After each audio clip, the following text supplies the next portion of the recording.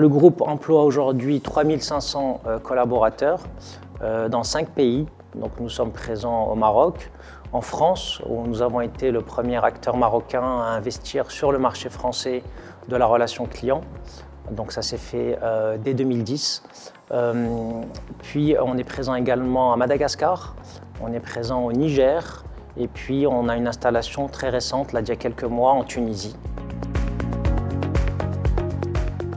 En termes de croissance, nous avons une croissance à 2 chiffres depuis la création, avec une accélération importante et paradoxalement durant la crise sanitaire, où on a eu des besoins plus importants de la part de nos clients qui ont eu à faire face à cette problématique de moindre contact physique et qui ont développé donc leur contact à distance de façon plus importante.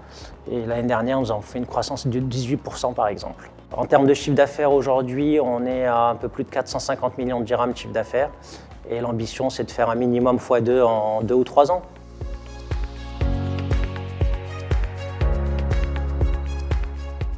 En termes de production, donc le Maroc était considéré comme une destination très attractive en termes de prix lorsqu'on a démarré il y a 20 ans.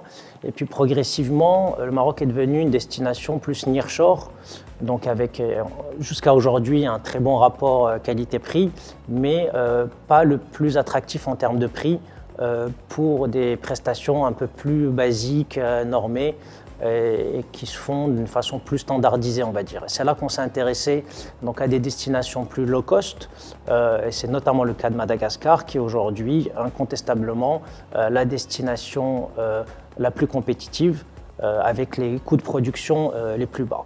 Donc ça nous a permis de proposer en France des prestations à très forte valeur ajoutée, au Maroc gérer le plus gros de nos activités, donc avec ce positionnement nearshore, et enfin à Madagascar, les activités, on va dire, les plus basiques.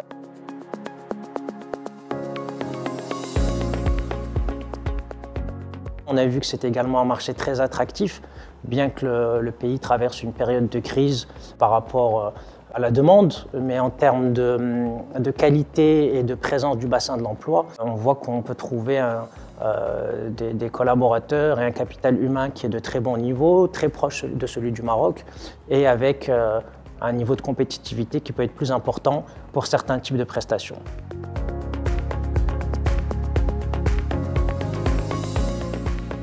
Concernant notre présence à l'international de façon générale, on a été aussi bien donc, en Europe pour identifier les besoins des donneurs d'ordre qu'en Afrique pour avoir un bassin de l'emploi encore plus large et diversifier notre stratégie de localisation.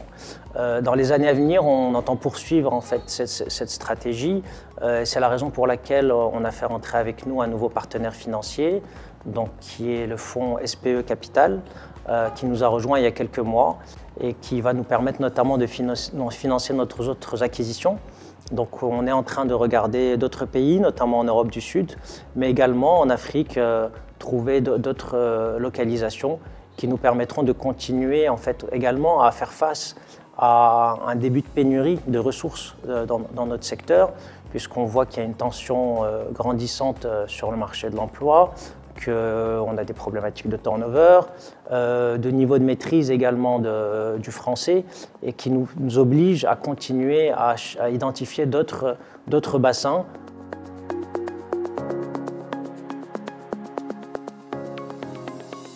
Une des raisons qui nous a poussé à rechercher d'autres pays pour diversifier notre production, c'était notamment la problématique des difficultés de recrutement.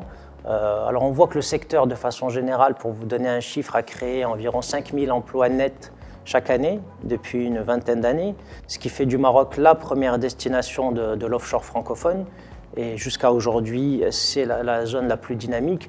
Néanmoins, lorsqu'on crée 5000 emplois et qu'on était 20 000 ou 30 000, ça nous permettait d'assurer une croissance importante.